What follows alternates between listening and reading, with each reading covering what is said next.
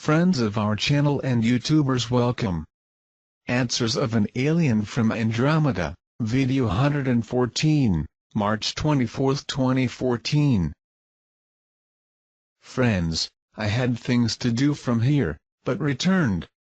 About the planet, as I said earlier, the Pacific Ring of Fire will show signs of overload clockwise. Observe this factor. This was the long-awaited moment in thy elite's agenda, to merge natural emergencies with pre-established plans for your people. The time is coming.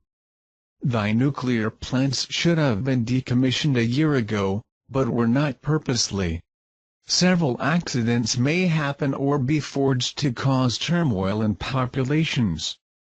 As some of you may know, I had instructions not to disclose information about localized events, as this could cause some kind of social reaction, and we have no license to act as prophets. But many of you have the ability to understand a few things between the lines of our conversations, and take your conclusions. Yes, the final moments of testing viability of your societies are coming up quickly. I imagine most of you are managing to feel the tension in the atmosphere, the feeling that something might happen imminent. Well, almost everything that gets through 2014, good or bad, may continue in the coming years. Mithy, are you able to locate our aircraft which may have suffered some kind of accident? We could find if we had the details of the fact, but we cannot engage directly with the random events. There are thousands of flights of your aircraft, daily, and we do not monitor the activities of each of them, whether because it is not our business. So the only thing I can say for sure is that there was no abduction of that aircraft by any alien race, because this activity is being monitored by Pleiadians and nothing is removed from the planet without being catalogued by them. This event is most likely a result of some of your political dissent groups to create expectations or delete any unilateral threat. And no, there will be no alien invasion, or Nephilim, or Greys. There will be races supporting their ancestral colonies, nothing more. As I've said before and long ago, Russia, China and the Middle East are a group that has never been integrated in the faction of elites who control the planet. Always been endured and considered as a second-class citizens.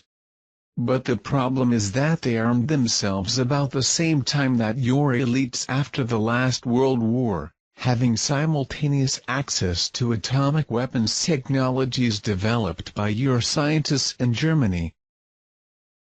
The geopolitical behavior of your planet is heading towards a possible confrontation of these two factions, and second, all trends indicate, Russians and Middle East take care of the West, and China will take care of Asia and Europe.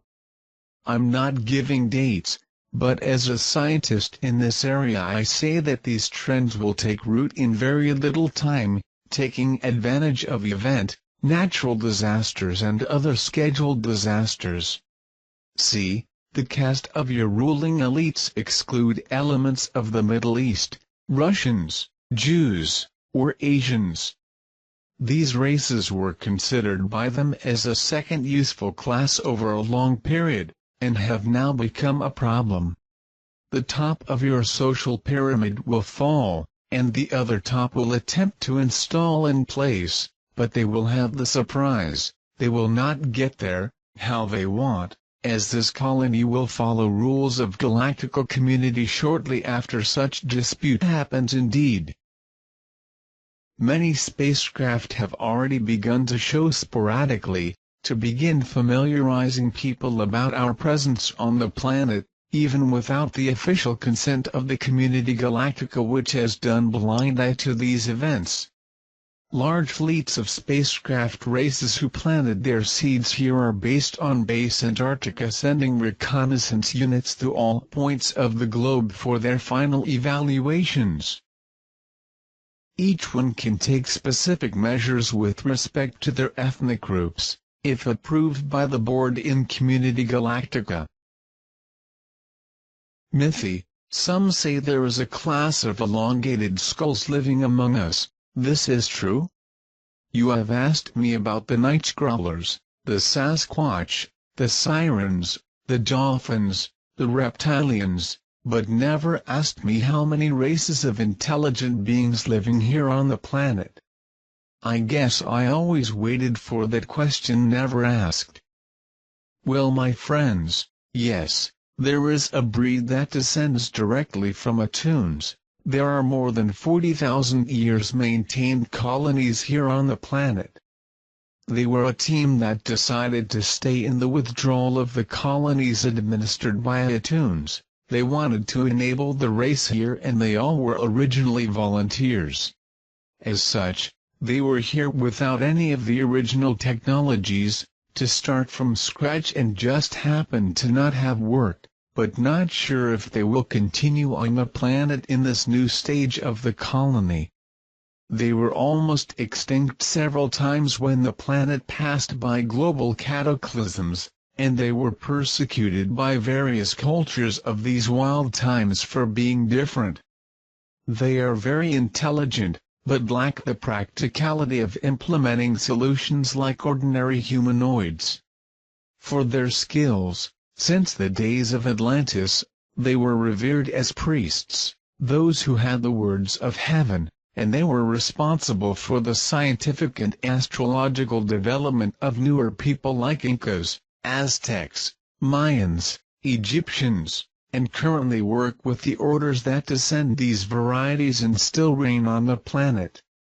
During those thousands of years being born on a planet at 0 level, they regressed from level 3 to level 1, and were the first to notice the change in level of the planet. They are inhabitants of the planet Earth as you, who were also brought here. They are another race, with other DNA, very intelligent, but as they are not practical for survival alone, they join with the elite since the time of the last global cataclysm in Egypt, and are kept in subterranean colonies and in some very specific places well insulated from other societies, working in exchange for those of intelligent services. They served and serve as ceremonial contacts between various races of Greys and other alien races from early times of colonization of Atlantis until the present day, talking telepathically with them without problems. Therefore they gained acceptance and unrestricted protection of the dominant elites. Many of them worked with scientists reptilians when they were still here, and many are now living in the colony on Mars too. See, they are not bad. They are simply dependent.